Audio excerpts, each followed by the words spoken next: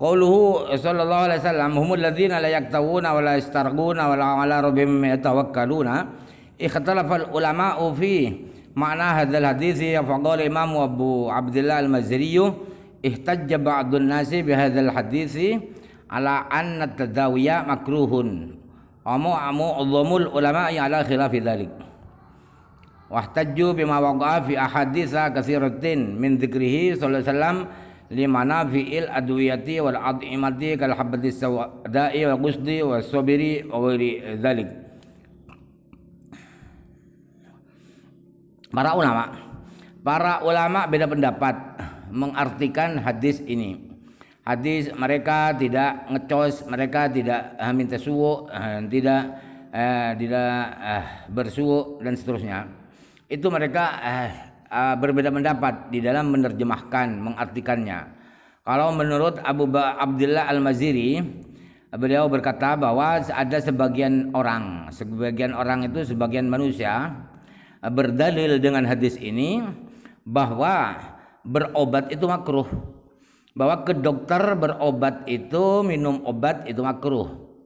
Tetapi mayoritas ulama sebaliknya ala khilafi dzalik, tidak makruh. Dan mereka mayoritas ulama itu berdalil dengan hadis-hadis yang banyak, dengan penjelasan-penjelasan yang di hadis-hadis yang banyak. Di antaranya adalah Rasulullah pernah menerangkan manfaat-manfaat obat, manfaat-manfaat makanan, khasiat-khasiat makanan seperti habbah sauda. Itu kata Rasulullah bahwa habbah sauda itu obat segala penyakit kecuali kalau mau mati. Gusdu kelerek dan jadam dan yang lain sebagainya. Wa bi annahu tadawa. Dalil mereka mayoritas ulama yang mengatakan bahwa berobat itu tidak apa-apa ialah bahwa karena Rasulullah juga pernah berobat. Karena Rasulullah berobat herbal. Wa bi akhbari Aisyah radhiyallahu anha bi kasrati tadawihi. Dalilnya lagi adalah hadis-hadis yang bersumber dari Sayyidah Aisyah radhiyallahu anha bahwa Rasulullah sering berobat, sering minum herbal. Wa bima ulima minal istishfa'i biruqahu. Dan dalilnya lagi adalah banyak orang minta diruqyah. Orang-orang minta diruqyah dengan ruqyah Rasulullah. Bacaan mantra-mantra Rasulullah SAW, mantra-mantra berkhasiat kepada Rasulullah dipenuhi oleh Rasulullah. Rasulullah mengabulkan permintaan mereka untuk diruqyah, berarti itu menunjukkan tidak apa-apa. Wabil hadits alladzi fihi anna ba'dal sahabati akhadhu 'ala ruqyati ajran. Dan dalilnya lagi ialah bahwa berobat itu tidak apa-apa, ialah ada hadis yang di situ diterangkan bahwa ada sebagian sahabat itu mengambil upah di dalam karena ruqyah. Jadi jasa ruqyah, bergerak di jasa ruqyah, mengambil ongkos itu Rasulullah tahu, dibiarkan Rasulullah. Fa idza sabata hadza hum ila ma fil hadits ala qaumin yataqiduna anna al adwiyata nafi'atun bi dhabiha wa la yufawwiduna al amra ila Allah taala.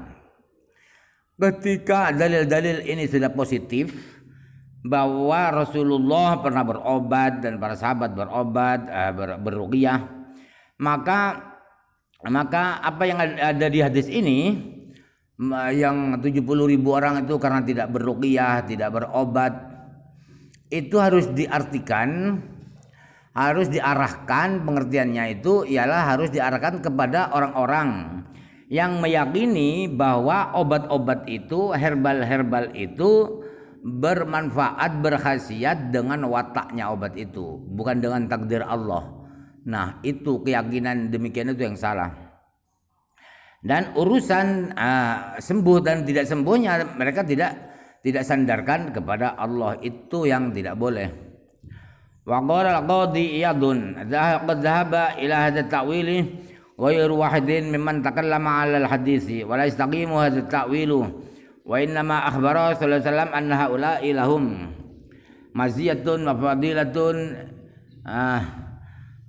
yadkhuluna biha al-jannata bighairi hisabin wa bi anna wujuhahum tudhi'u idha'atal qamari lailatal badri walau kana kama ta'awwaluhu haula'i lama khatassu haula'i bi hadhil fadilah lianna tilka aqidatu jami'il mu'minina wa man i'taqada khilafat dzalika kafara.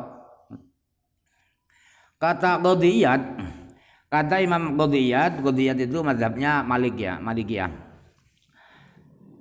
Takwilan ini banyak nih berpendapat takwil seperti itu banyak, tidak satu orang, yaitu di antara orang-orang yang membicarakan, yang membahas, mengupas hadis ini bahwa apa itu hadis itu diartikan kepada orang-orang yang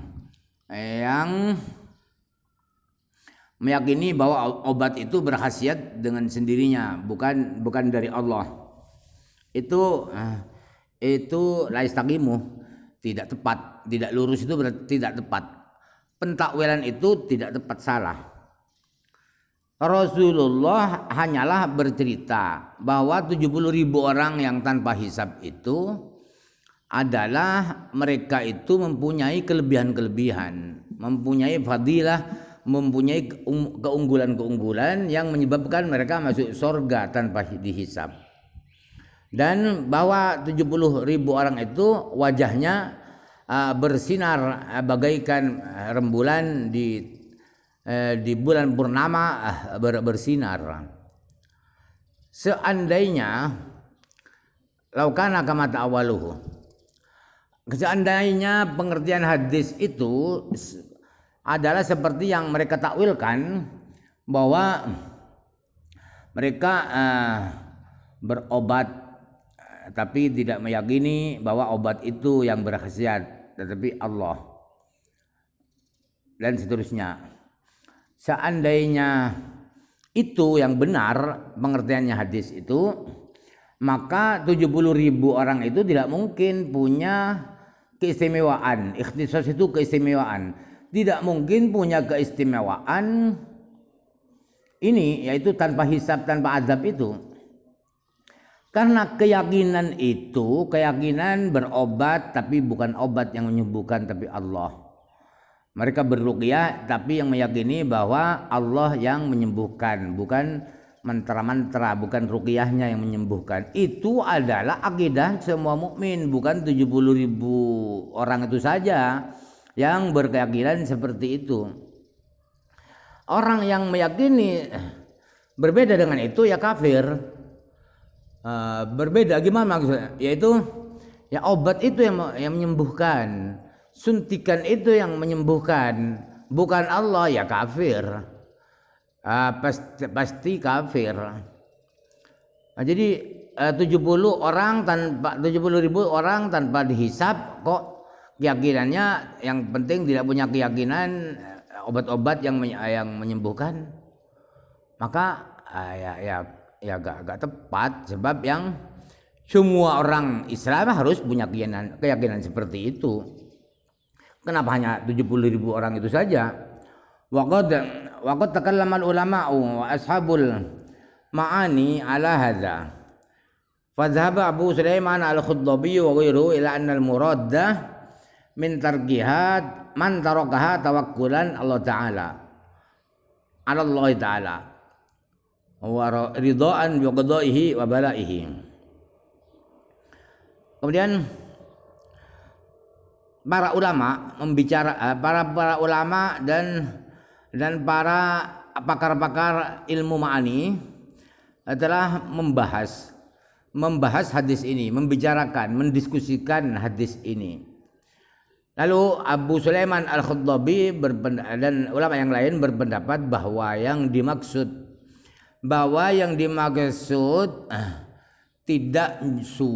tidak berobat, tidak suntik, itu adalah orang yang tidak melakukan itu karena tak bertawakal, berpasrah diri kepada Allah Ta'ala, dan karena merelakan takdir Allah dan ridho, menerima dengan ujian Allah. Itu maksudnya, kata Abu Sulaiman Al-Khattabi. Sehingga mereka punya derajat tanpa hisab, tanpa diazab itu. Qala Khattabi, wa hadhihi min arba'i darajatil muhaqqiqina fawqama.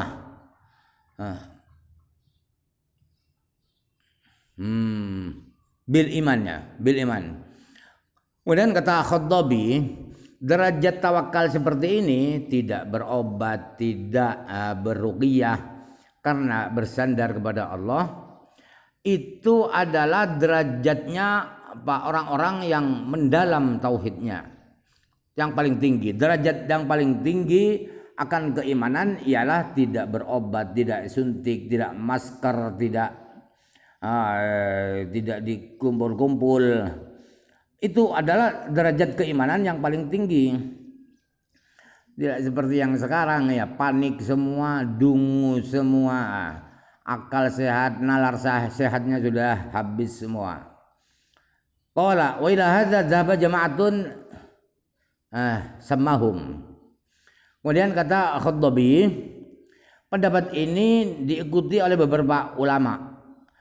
Beberapa ulama yang disebutkan nama-namanya siapa saja, beberapa ulama itu disebutkan oleh Khattabi. Wa qala qadi wa hadza dhahirul hadisi. Waqadahu annahu la farqa bainama dzikra min al-kayyi war-ruqyi wa sa'iri anwa'id dibbi. Kata Qadhi Iyad, zahir hadis ini, zahir hadis, wa hadza zahirul hadis. Hadza zahirul hadis. Pengertian ini tadi adalah zahirnya hadis, begitu cara mengartikannya. Kemudian tekanan daripada hadis ini, tekanan makna pengertian hadis ini ialah bahwa tidak dibeda-bedakan apakah itu ngecos, membakar, memanaskan luka dengan api, atau dengan ruqyah, atau dengan medis yang lain, dengan herbal, dengan suntikan kimia atau yang lain. Itu sama saja maksudnya. Wa qala Dawudi al-muradu bil hadisi alladhi yaf'alunahu fi sihah fa innahu yukrahu liman laysat bihi illatun la yattakhidha at-tama'ima wa ista'milar ruqa. Kalau menurut Imam Dawudi, bahwa yang dimaksud di hadis tidak berruqyah, tidak tadayyur dan seterusnya, itu yang dimaksud adalah alladzi yaf'alunahu min fi sihah, ialah melakukan berobat dan seterusnya itu ketika dalam keadaan sehat, tidak sakit. Sebab apa? Sebab orang yang tidak punya penyakit itu dimakruhkan menggunakan azimat-azimat, tulisan mantra-mantra, ayat-ayat yang ada kemudian dibungkus, dilipat, dikalungkan ke leher. Itu makruh ya, tidak syirik seperti orang-orang Wahabi itu. Itu galak sekali itu. Mereka tidak mampu mendefinisikan apa itu syirik, sehingga yang penting syirik gini, syirik, padahal syirik tidak tahu definisinya. Syirik itu ada Tuhan kedua selain Allah, gitu. Ada Tuhan selain Allah di dalam hatinya. Tanyakan hatinya orang itu yang pakai jimat itu, merasa ada Tuhan lagi selain Allah? Tidak. Kok langsung pakai jimat dituduh syirik? Menggunakan ruqyah itu makruh. Amma man yastamilu dzalika mimman bihi mardun fa huwa jaizun. Adapun orang yang menggunakan obat-obat, azimat-azimat, tapi orang itu punya penyakit, karena punya penyakit maka boleh-boleh saja, tidak apa-apa. Wa dhahaba ba'dhum ila takhsisi.